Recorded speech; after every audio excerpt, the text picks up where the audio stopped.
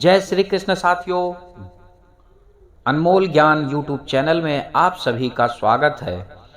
दोस्तों, काशी में प्रताप मुकुट नाम का राजा राज्य करता था। उनका वज्र मुकुट नाम का एक लड़का था। एक दिन राजकुमार दीवान के लड़के को साथ लेकर शिकार खेलने के लिए जंगल में गया। घूमते घूमते उन्हें तालाब मिला।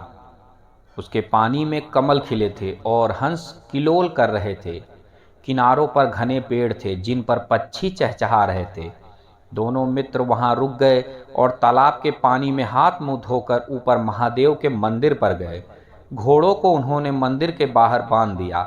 मंदिर में दर्शन करके बाहर आए तो देखते क्या हैं कि तालाब के किनारे राजकुमारी अपनी सहेलियों के साथ स्नान करने आई है। दीवान का लड़का तो वहीं एक पेड़ के नीचे बैठा रहा, पर राजकुमार से न रहा गया। वह आगे बढ़ गया। राजकुमारी ने उसकी ओर देखा तो वह उस पर मोहित हो गई। राजकुमारी भी उसकी तरफ देखती रह गई। फिर उसने किया क्या कि जूड़े में से कमल का फूल निकाला, कान से लगाया, दांत से कुतरा, पैर के नीचे दबाया और फिर छाती से लगा लिया। अपनी सखियों के साथ बाद में वह चली गई। उसके जाने पर राजकुमार निराश हो गए और अपने मित्र के पास आकर सब हाल सुनाया। बोले, मैं इस राजकुमारी के बिना नहीं रह सकता, पर मुझे न तो उसका नाम मालूम है न ठिकाना। अब बताओ वह कैसे मिलेगी। दीवान के लड़के ने कहा, राजकुमार आप इतना घबराएं नहीं, वह सब कुछ बता गई है। राजकुमार ने पूछा, भला कैसे? वह बोला, उसने कमल का फूल सिर में उतार कर कान से लगाया तो उसने बताया कि मैं कर्नाटक की रहने वाली हूँ।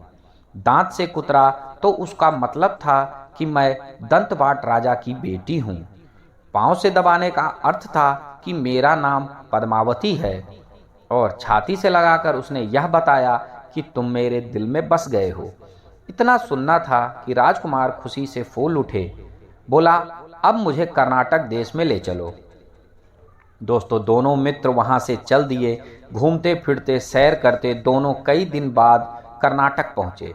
राजा के महलों के पास गए तो एक बुढ़िया अपने द्वार पर बैठी चरखा काटती मिली। उसके पास जाकर दोनों घोड़े से उतरे और बोले, हे माई, हम सौदागर हैं, हमारा सामान पीछे आ रहा है, हमें रहने को थोड़ी सी जगह दे दो।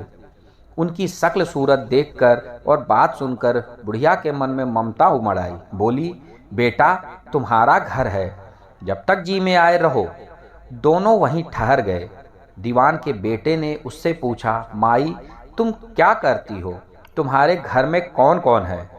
तुम्हारी गुजर कैसे होती है? इस पर बुढ़िया ने जवाब दिया, बेटा मेरा लड़का राजा की चाकरी में है।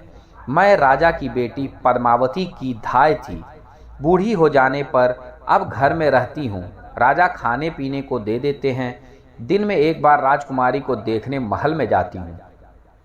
राजकुमार ने बुढ़िया को कुछ धन दिया और कहा, माई कल तुम वहां जाओ तो राजकुमारी से कह देना कि जेठ सुदी पंचमी को तुम्हें तालाब पर जो राजकुमार मिला था वह आ गया है। अगले दिन जब बुढ़िया राजमहल गई तो उसने राजकुमार का संदेशा उसे दे दिया। सुनते ही राजकुमारी ने गुस्सा होकर हाथों में चंदन लगाकर उसके गाल पर तमाचा मारा और कहा, मेरे घर से निकल जा। बुढ़िया ने घर आकर सब हाल राजकुमार को कह सुनाया। राजकुमार हक्का बक्का रह गया। तब उसने मित्र से कहा, राजकुमार आप घबराए नहीं, उसकी बातों को समझें। उसने 10 उंगलियों सफ़ेद चंदन में मारी। इसका मतलब यह है कि अभी 10 रोज चांदनी के हैं। उनके बीतने पर मैं अंधेरे रात में मिलूंगी। 10 दिन के बाद बुढ़िया ने फिर राजकुमारी को खबर दी तो इस बार उसने केसर के रंग में 3 उंगलियां डुबोकर उसके मुंह पर मारी और कहा, चल भाग यहाँ से। बुढ़िया ने आकर सारी बात सुनाई। राजकुमार शोक से व्याकुल हो गए। दीवान के लड़के ने समझाया, इसमें हैरान होने की क्या बात है। उसने कहा कि मुझे मासिक धर्म हो रहा है, 3 दिन और ठहरो। 3 दिन बीतने पर बुढ़िया फिर पहुंची। इस बार राजकुमारी ने उसे फटकार कर पश्चिम की खिड़की से बाहर निकाल दिया। उसने आकर राजकुमार को बता दिया। सुनकर दीवान का लड़का बोला, मित्र उसने आज रात को तुम्हें उस खिड़की की राह पर बुलाया है। मारे खुशी के राजकुमार उछल पड़ा। समय आने पर उसने बुढ़िया की पोशाक पहनी, इत्र लगाया, हथियार बांधे। दोपहर बीतने पर वह महल में जा पहुंचा और खिड़की में से होकर अंदर पहुंच गया। राजकुमारी वहां तैयार खड़ी थी, वह उसे भीतर ले गई। अंदर के हाल देखकर राजकुमार की आंखें खुली रह गई। एक से एक बढ़कर चीजें थी।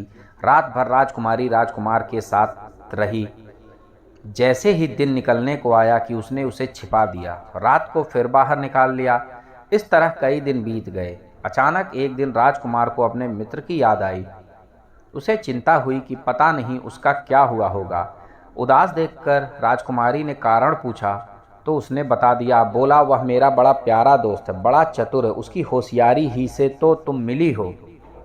राजकुमारी ने कहा, मैं उसके लिए बढ़िया बढ़िया भोजन बनवाती हूँ, तुम उसे खिलाकर तसल्ली देकर लौट आना।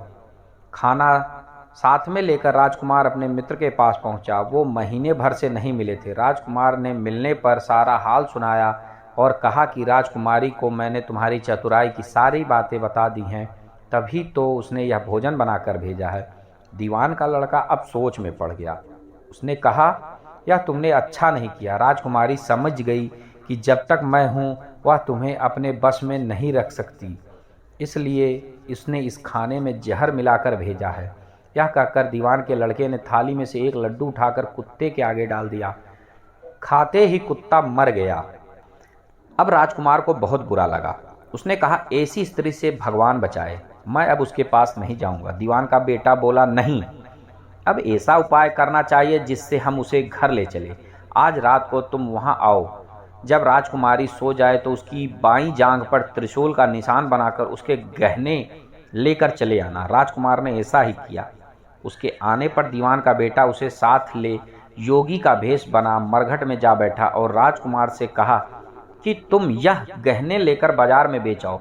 कोई पकड़े तो कह देना कि मेरे गुरु के पास चलो और उसे यहाँ ले आना। राजकुमार गहने लेकर शहर गया और महल के पास एक सुनार को उसे दिखाया। देखते ही सुनार ने उसे पहचान लिया और कोतवाल के पास ले गया। कोतवाल ने पूछा तो उसने यह कह दिया कि यह मेरे गुरु ने मुझे दिए हैं। गुरु को भी पकड़वा लिया गया। सब राजा के सामने पहुंचे। राजा ने पूछा, योगी महाराज, यह गहने आपको कहाँ से मिले? योगी बने दीवान के बेटे ने कहा, महाराज, मैं मसान में काली चौदस को डाकनी मंत्र सिद्ध कर रहा था कि डाकनी आई। मैंने उसके गहने उतार लिए और उसकी बाई जांघ में त्रिशूल का निशान बना दिया।